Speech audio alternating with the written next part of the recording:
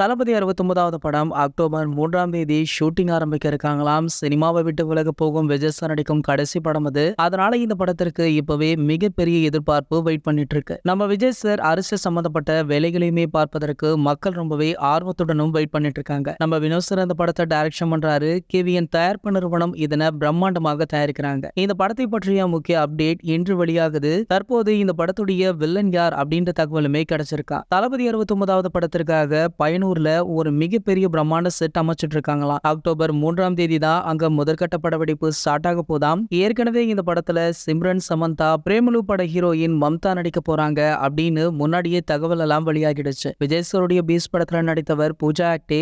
இவர்தான் இப்பொழுது இந்த படத்திற்கு ஹீரோயினாக கமிட் ஆகியிருக்காங்களாம். ஏற்கனவே இவங்க சூர்யா சார் நடிக்கும் கங்குவா படத்திலுமே இருக்காங்க. அது போக ராகவா லாரன்ஸ் இயக்க போகும் காஞ்சனா 4 படத்திலுமே இவங்க தான் ஹீரோயின். அது மட்டும் இல்ல, இந்த படத்திற்கு வில்லனாக ஹாலிவுட் புகழ் பாபி தியோல் கமிட் ஆகியிருக்கார். சூர்யா சார் நடிக்கும் கங்குவா படத்திலுமே இவர்தான் வில்லன் அப்படின்றதுமே குறிப்பிடத்தக்கது. மேலும் பாத்தீங்கன்னா சிறப்பான விஷயமாக இந்த படத்திலுமே கேப்டன் விஜயகாந்த் அவர்களுடைய ஏஐ காட்சிகள் இடம்பெற போவதாக ஒரு செய்திகள் வைரலாகிட்டு இருக்கு. காரணம் என்ன அப்படின்னு பாத்தீங்கன்னா, கோட் படத்திலேயே கேப்டன் காட்சிக்கு ஒரு மிகப்பெரிய அளவுல வரவேற்பு இருந்தது. சோ அந்த படத்துல அந்த காட்சி சூப்பராக இருந்தது அப்படின்றதுனால அதே ஃபார்முலாவை தளபதி 69வது படத்திலுமே ஃபாலோ பண்ணலாம் அப்படின்னு படக்குழு முடிவு பண்ணியிருக்காங்களாம். சோ இதனால வசூலிலுமே ஒரு மிகப்பெரிய தாக்கம் இருக்கும் அப்படின்றதுனால இந்த முடிவை படக்குழு எடுத்திருக்காங்க. இது போன்ற சினிமா செய்திகளை பத்தி நீங்க உடனே தெரிஞ்சுக்க நம்மளுடைய தளபதி டாக்கீஸ் அப்படின்ற நம்ம சேனலை சப்ஸ்கிரைப் பண்ணிக்கோங்க.